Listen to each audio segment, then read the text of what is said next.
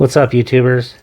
Today we're going to talk about the Reeve knives. Small Sebenza 31. Sebenza is Zulu for work, and this one definitely works. This knife weighs in at 2.9 ounces, sports a 3-inch blade of S45VN. That's right, this is the newer, next evolution of S35VN, which was essentially developed by Reeve. And it comes in at a fairly hefty cost of $375. As it was. I will point out right away that I do have a custom clip on here. I had always told myself that as soon as a Small Sebenza comes up available with the blue accents and also Rip's Garage Tech custom clip come, I'm going to get the two. And it just so happened that finally after some time it came together. So that's a good thing for me, and I've been kind of wanting that. So now I get a chance to get my Sebenza. Let me go ahead and bring up some alternatives to this knife. I think on the lower end range, ones that kind of reminded me, just in terms of kind of carry, it is obviously a little bit lower end in terms of material and manufacture, but the Civivi knives Elementum, this is the one in S35VN with the bead blasted blade and the green micarta. It is of course a liner lock, but it also has a 3-inch blade, and I found it, with a good hollow grind, it actually performed pretty well. In fact, every bit as well. Also the Kaiser Knives Ursa Minor.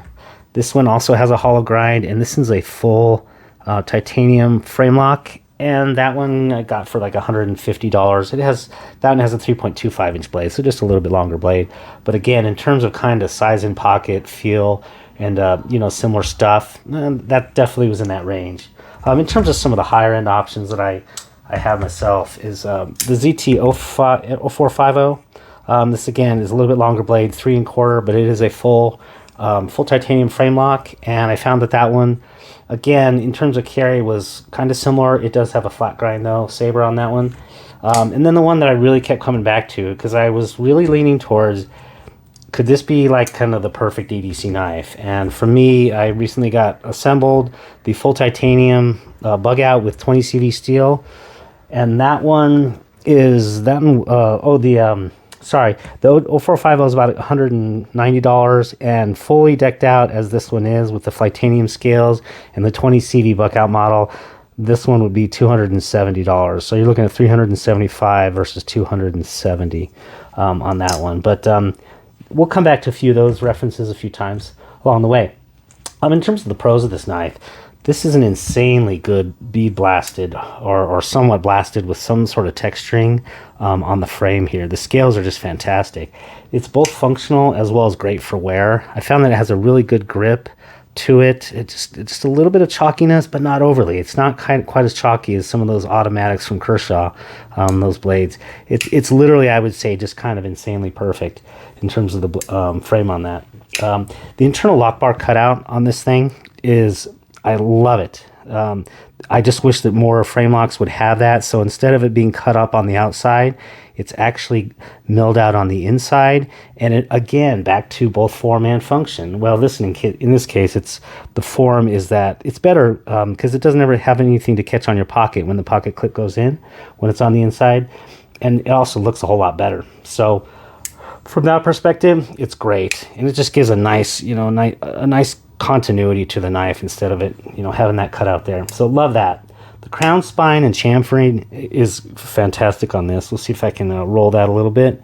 Yeah, it's actually chamfered very nice on this thing. And in fact, on the jimping here, we'll see if that shows up. Yeah, you can kind of see that there. On the jimping as well, it's got beautiful chamfering. There's no sharp points anywhere, and this knife is chamfered literally perfectly. It's the only place it's sharp on you is where it needs to be. Well, it's not sharp on you, but the only place that this knife is sharp is on that edge, and that's fantastic. So a good thing there.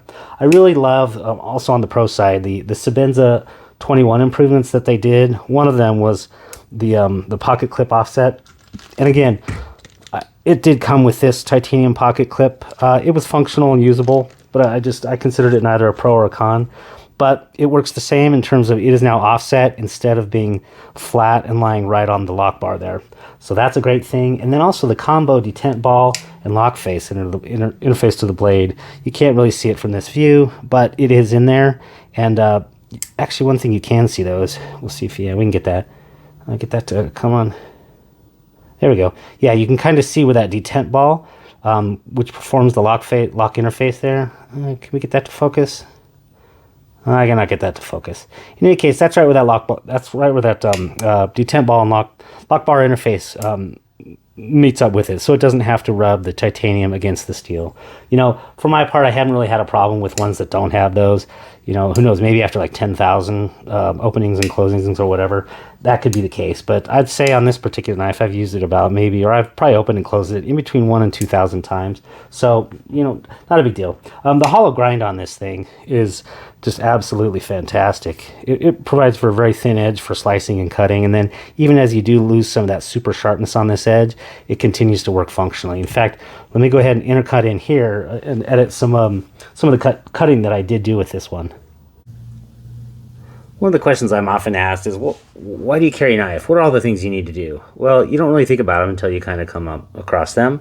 And one of the things that I do with quite frequency is, if you live in a house with people with long hair, as many of us I'm sure do, many of us maybe actually have that long hair, not a problem, is you have to clean out these rollers on the vacuum cleaners. And so I'm going to go ahead and use the Sebenza today. And just basically, this is one of those jobs where, yeah, you need to get under stuff, and it actually helps just to cut it and then roll this stuff off. Otherwise, you just sit and you just sit and roll there all day long. So this is just an example of one of those jobs where having a nice little fine point, don't need super sharp, but I do actually want to sever the hair, and you can see the way that that's very effective. So that's just an example. I'm not going to go through the whole roller. You can kind of see the usefulness of it though, and that would be the Sebenza. After you clean out the rollers, you may find that you find yourself in a situation of vacuuming, and when you vacuum, you end up with what I call these little carpet dingleberries. These are the little hanger-oners.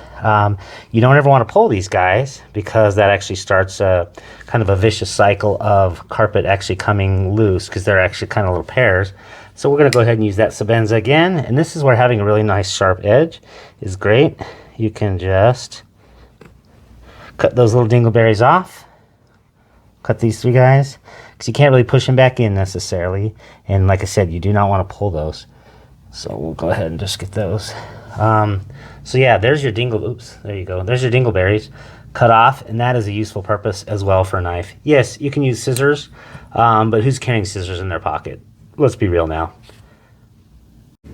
All right. Hey, you know what? While we're on the vacuuming theme, you need to plug in a vacuum. Well, I don't have the best of fingernails. I'm just not really good, so I could get underneath there, because this one's quite loosened up. But oftentimes, with these little baby safe plug blockers, I can't get in there. So having just a little old knife is very handy, very safe, just to peel under there and help get that out. So another solid use for knives. And yes, you should not use it to pry anything hard, but something like this where you need to get under a little fine surface, no problems, and very useful. The Sebenza. Break down this box here. Don't even know if it's on camera. Okay, so you're putting away cans of dog food, and you need to go ahead and cut this plastic. Sure, you could tear it. This stuff's pretty hard, though. Plus it's a lot more fun. Get out a nice knife, and just go through that like butter. The Sebenza. All right, now that we're back, hopefully we're back. Yeah, the hollow grind, fantastic. And then last thing that was really very solid on the pro side is that it comes with takedown stuff. So it not only has the particular, I don't know the size, maybe 3/64 or whatever hex, but it does come with the tool. It actually comes with some fluorinated grease as well as a Loctite for you to use, and it also has basically a full exploded apart or exploded drawing of how the knife goes together, so that if you're one of those people that doesn't necessarily record yourself while you're taking apart knives, which I always do, it'll just help you put that thing to get back together when it does need maintenance. So a lot of great things on the pro side. On the cons for this knife, I would say the pointed thumb stud is really annoying, and you actually have to build up some tolerance for it. It's kind of torturous in the beginning, probably the first 200 to 300 flippings, just because it is very, very pokey, and it just digs right in there. So that's definitely one of the bad things. On the ridiculous side, the lanyard, it has a nice little lanyard loop or a hole in there, and then they have one tied on, but literally after just, I don't know, 1 or 2 thousand flips, you can see that it's just fraying on this lanyard here. So it's part of a natural use of it. As you open the blade and then you close it, it lands right there on that. I have not done anything exceptional. And even just handling this thing, pulling it out of your pocket, it's just too close to the blade right there. And it just rubs and rubs. And so, I think you're only going to get probably maybe 3,000 to 5,000 openings of this thing, and then that lanyard's just going to tear through. So the lanyard, I would call it a little bit ridiculous, but the fraying of that thing is a little bit of a problem. This is not much of a fidgeting knife, and not that it's intended to be. For me, it wasn't a big problem. I don't mind them. But some people that definitely do want the drop shuttiness, this is not it. This is a knife that is on bearings, or not on bearings, sorry, this is on washers. It's not on bearings, and so it's essentially, with the tight tolerances combined, this is just not going to be, you can flick it open fine. I mean, I can hold my wrist, and it'll open up well enough, but this thing's never going to shoot down. I mean, you'd have to fling it so hard. So, in that sense, if you're into fidgeting, not the greatest. The price on this, it's $375. Again, I think there are other options, a whole bunch of other options in that price range, but I'll tell you, the excellence here shows through and through. Overall, what I would say is this knife is great for anybody who has smaller hands. I actually have medium large, and it does fit in my hand okay. Not a problem. In terms of getting too squished in there, I actually do appreciate the lanyard for those certain positions where I can kind of slide off there. Anybody who has smaller hands also requires a 3-inch or less blade if their particular area requires that. This really is classy excellence, where form and function meet. I mean, nearly to the level of perfection.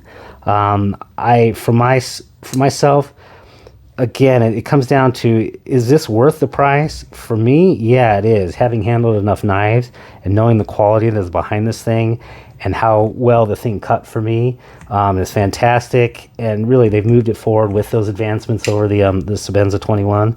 So for my money, this is an absolute, this is just a treasure, truly. It's a little bit pricey for some people, again, but boy, if you're in the knife for a higher end market, this is an absolute treasure by my book. So hope you did enjoy this. If you did, go ahead and hit like and subscribe, and have a great day for yourself. Take care now.